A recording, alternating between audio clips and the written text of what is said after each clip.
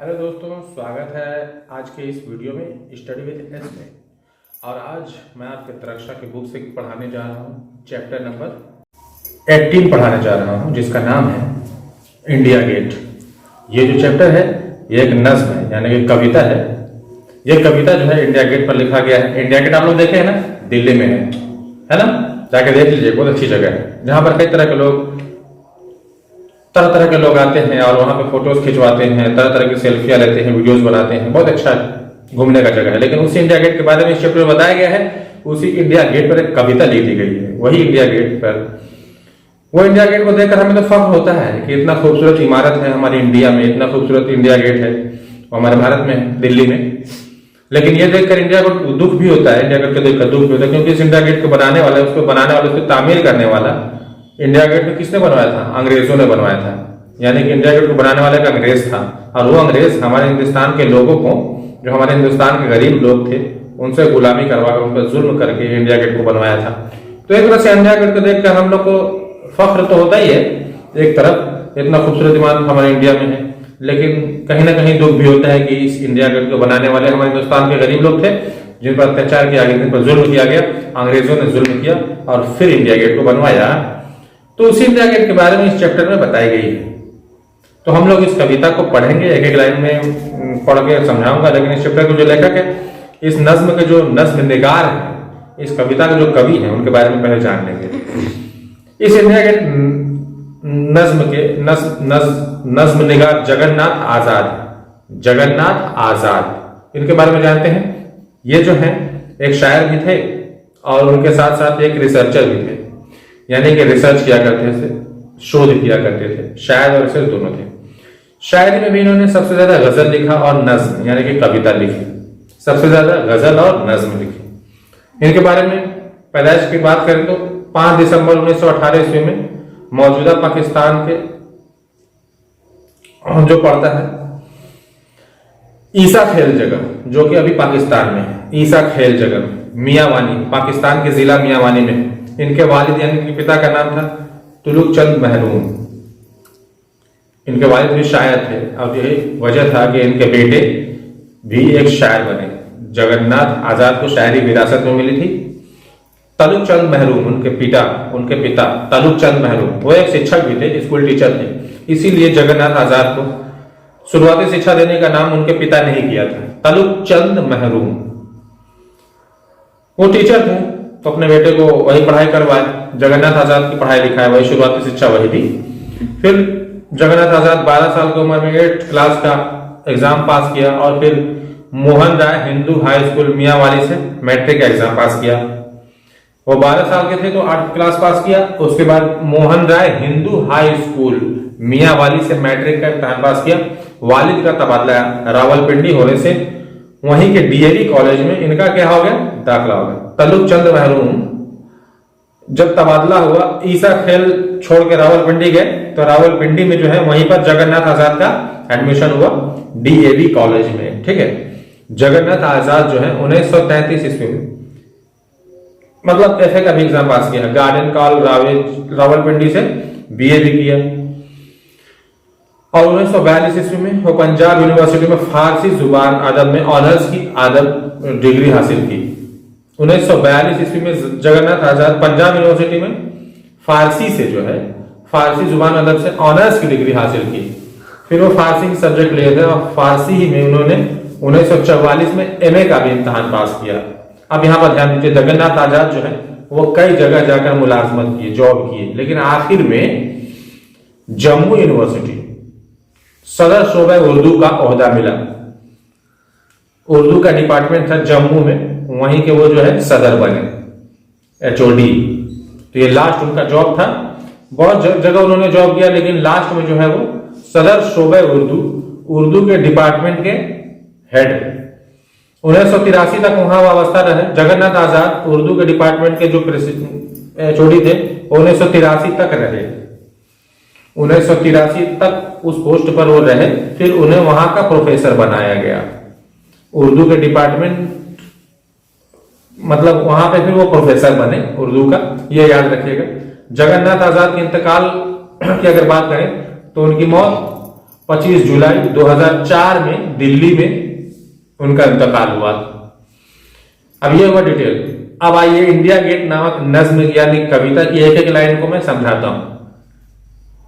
तो बस एक छोटा सा रिक्वेस्ट यहां तक कि मैं इतना मेहनत कर रहा हूं तो आप लोग सब्सक्राइब भी कर दीजिएगा। चलिए अब कविता समझते हैं।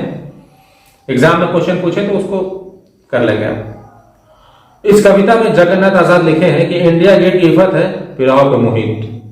इंडिया गेट की बुलंदी जो ऊंचाई है वो हमारी आंखों पर छाई हुई है।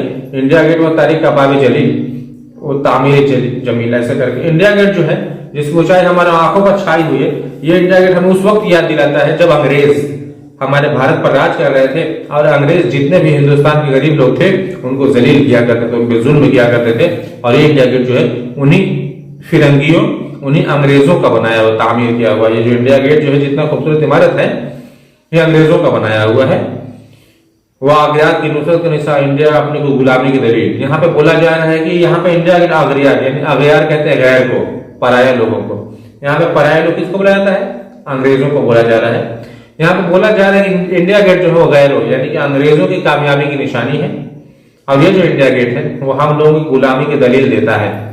जब हम इस इंडिया गेट को देखते हैं तो इससे हमें एक तरह से निशान दिखाई देता है अंग्रेजों की कामयाबी की, और हम लोगों की ये गुलामी की दलील देता है कि हम लोग भी जो है, हिंदुस्तान के लोग जितने भी हैं, वो एक वक्त था जब हम गुलाम हुआ करते थे।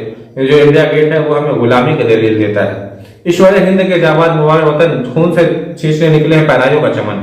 यहाँ पे बोला जा रहा है कि हिंदुस्तान के जितने भी जाबाज बहादुर लोग हैं और हिंदुस्तान से जितने भी मोहब्बत करने वाले लोग हैं वो अपने खून से बैराइयों यानी कि पराए किसको बोला जा रहा है? अंग्रेजों को बोला जा रहा है। तो गैरों का चमन सींचने निकले हैं। एक सैलाब शजाअत का बढ़ा आता है, कहीं दजले की लहरें, कहीं अमवाज जमल। यहाँ पे बोला जा रहा है कि एक जो सैलाब बहादुरी का है वो बढ़ा आता है। जिस तरह से एक नदी की मौज, एक नदी की लहरें जो है वो बढ़ती चली आती हैं, बिल्कुल उसी तरह एक बहादुरी का सैलाब जो है वो बढ़ता चला आ रहा है। ये कविता उस वक्त लिखी गई थी जब हमारे भारत देश को आजादी मिलने वाली थी, छुटकारा मिलने वाला था, तब ये लिखा गया था। तब इसलिए लिखा गया था सैलाब शुजाअत का बढ़ा था, यानी कि बहादुरी का सैलाब बढ़ाता है। वहां का जोश तहूर का है, हर कदम से आया शमशीर सनी। यहाँ पे बोला जा रहा है कि किस भारत देश के लोगों के अंदर एक अजीब सा जोश और जुनून दिखाई देता है अपने देश के लिए कुछ करने का, अपने देश को आजादी दिलाने की। उनके अंदर एक अजीब सा जोश और जुनून दिखाई देता है, लेकिन फिर भी वो अपने देश के लिए कुछ नहीं कर पा रहे। क्यों? क्या मजबूरी है? जो कि हिंदुस्तान के लोग अपने देश के लिए कुछ कहना चाह रहे लेकिन नहीं कर पा रहे, वो मजबूरी है गरीबी। उनके पास खाने पीने के लिए कुछ नहीं है, जिसकी वजह से उन्हें क्या करना पड़ रहा है? गुलामी करनी पड़ रही है अंग्रेजों की। ठीक है, और यही वजह है कि वो अपने देश के लिए कुछ नहीं कर पा रहे क्योंकि वो गरीब है और गरीबी की वजह से वो अंग्रेजों की गुलामी कर रहे हैं। भूख हर शख्स को जाबाज बना देती है और अफलास रहे मंदिर हुब्बुल वतनी। यहाँ पे बोला जाए भूख जो होती है ना, हर शख्स को जाबाज यानी कि बहादुर बना देती है। भूख एक ऐसी चीज होती है जो वक्त आने पर किसी भी इंसान को जाबाज यानी बहादुर बना देती है और वक्त आने पर किसी भी इंसान को हैवान भी बना देती है। ठीक है, तो यहाँ पर वही बात की जा रही है कि भूख एक ऐसी चीज है जो हर इंसान को जो है बहादुर बना देती है, कोई भी काम करने पर मजबूर कर देती है। भूख एक ऐसी चीज होती है। ठीक है, और अफलास रहे मंदिर हुब्बुल वतनी। यहाँ कहा जा रहा है कि मंजिल तक पहुंचने के रास्ते में जो सबसे बड़ी रुकावट होती है वो होती है गरीबी। यहाँ पर हिंदुस्तान भारत के जितने भी लोग हैं वो अपने देश को आजादी दिलाने के लिए कुछ करना चाहते हैं, अपने देश के लिए कुछ करना चाहते हैं, लेकिन उन्हें आजादी दिलाने अपने मंजिल को पाने के लिए जो रास्ते में रुकावट आ रही है वो है गरीबी। वो गरीब है जिसकी वजह से अपने देश के लिए कुछ नहीं कर पा रहे, उनको मजबूरन अंग्रेजों की गुलामी करनी पड़ रही है। तो मंजिल तक पहुंचने का जो रास्ता है, रास्ते में जो सबसे बड़ी रुकावट आती है ना, वो होती है गरीबी। तो वही यहाँ पे बात की गई है। आगे बढ़िए। आमने दीदार मुश्ताक के मौजूद है क्या? जिंदगानी के खजीने से महफूज है क्या? और जो अफलाक की तेरी मंजिल मकसूद है क्या? यहाँ पे बोला जा रहा है, जगन्नाथ आजाद बोल रहे हैं कि मेरी जो आंखें हैं वो इंडिया गेट को देखना चाह रही है। इनफैक्ट इंडिया गेट जो है वो हमारी आंखों के सामने मौजूद है, लेकिन फिर भी मैं इस इंडिया गेट को देखकर किस बात की खुशी मनाऊं? इस बात की खुशी मनाऊं कि इंडिया गेट कितना खूबसूरत इमारत जो है वो हमारे भारत देश में है, या इस बात का दुख मनाऊं ये जो इंडिया गेट है इसको बनाने वाला अंग्रेज है, जो कि हमारे हिंदुस्तान के गरीब लोगों पर अत्याचार कर उन पर जुल्म ढाकर उनको गुलामी करवा कर इंडिया गेट को बनवाया है। इस बात की खुशी मनाऊं, किस बात की मैं गम बनाऊं?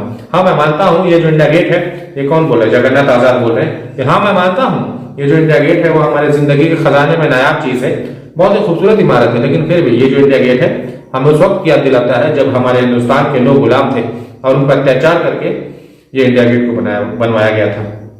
इंडिया गेट की रिफत है निगाहों पर मुहित, यानी कि इंडिया गेट की बुलंदी जो वो हमारी निगाहों पे छाई हुई है, हमारी आंखों पर छाई हुई है। यहीं पर जो है ये आप लोगों की जो नज्म है वो कंप्लीट होती है, खत्म होती है। तो ये होता है आप लोग चैप्टर नंबर 18 कंप्लीट पूरी तरीके से। कोई भी कंफ्यूजन हो तो बार बार वीडियो सुनिए, है ना, कमेंट करके बता सकते हैं, मैं उसका जवाब दे सकता हूं, लेकिन आप बार बार सुनिए। बार बार सुनने से क्या होगा कि आपका एग्जाम बहुत अच्छा जाएगा। आप कहीं बजा के छोड़ दीजिए और बार बार सुनिए, और उससे आपको बहुत फायदा होने वाला है। और मेरी तमन्ना है कि आप लोग इतना बार सुन लें वीडियो की दिमाग में बसा रह जाए। फिर मिलेंगे नेक्स्ट वीडियो में नेक्स्ट टॉपिक के साथ, तब तक के लिए जय हिंद, खुदा हाफिज।